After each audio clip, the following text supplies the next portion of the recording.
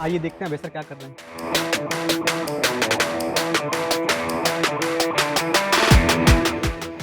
अरे अभय सर क्या कर रहे हैं? सरिया तो सभी एक जैसे होते हैं, क्या देख रहे हैं? नहीं भैया, सरिया एक जैसी नहीं होती है, सरिया अलग अलग होती है। अच्छा, है ना। अब आप कहोगे सर कैसे? हाँ जी। देखिए, अब यहाँ पर आपको रिब दिखाई दे रहा है ना, रिब ऐसे ऐसे, जी सर। है ना। इससे क्या होता है, ये जो रिब आपको ऐसे ऐसे ऐसे ऐसे दिखाई दे रहा है, जी सर। इससे बॉन्ड स्ट्रेंथ बढ़ जाती है और इसको बोलते हैं HYSD बार, हाई यील्ड स्ट्रेंथ डिफॉर्म बार। अच्छा, और एक सरिया आती है प्लेन बार, जिस पर ये रिब नहीं होता, उसकी स्ट्रेंथ क्या होती है, कम होती है, 250 न्यूटन पर एम स्क्वायर होती है। अब आप यही मत समझिए ग्रेड ही अलग अलग आती है, डायमीटर भी क्या होते हैं अलग अलग। जैसे आप देख पा रहे होंगे कि इसका जो डायमीटर है कितना है, देखिए लिखा है 10 mm की सरिया है, ये 10 mm की सरिया है। और इसका ग्रेड कितना है, देखिए FC 550 है। तो जो HYSD बार होता है, जिस पर ऐसे रिब होता है, वो 415, 500, 550, इवन अब 600 की ग्रेड में भी आने लगी है। लेकिन दिक्कत क्या होती है, जो HYSD बार होता है उसमें कोरिजन होने की संभावना ज्यादा रहती है, डक्टिलिटी कम होती है प्लेन बार से। तो इसीलिए आजकल हम लोग TMT बार यूज करते हैं, जिसका नाम है थर्मो मैकेनिकल ट्रीटेड बार। तो इसका यूज करने से क्या होता है कि भाई थर्मल और मैकेनिकल प्रोसेस को एक साथ अप्लाई करते हैं HYSD बार पर।